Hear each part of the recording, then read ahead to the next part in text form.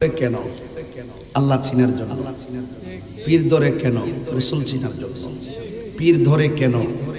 ইহকাল পরকালে আল্লাহ পাকের কাছে মাহবুব বান্দা হিসাবে নিজেকে গঠন করার ওয়াদা করার জন্য। কথা কি ঠিক নেই? বায়াত হওয়া। বায়াত হওয়া, বায়াত মানে অঙ্গীকার। বায়াত মানে কি? আর একটা অর্থ হলো বায়াত শব্দটি বাইউন থেকে অর্থ বিক্রি হয়ে যাওয়া। আপনি যখন কারো কাছে মুরিদ হইলেন, পীরের কাছে আপনি বিক্রি হয়ে গেছেন।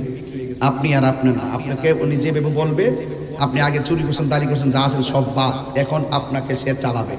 উনি যেভাবে বলবে আপনি সেভাবে চলবেন। কথা কোন ঠিক কিনা?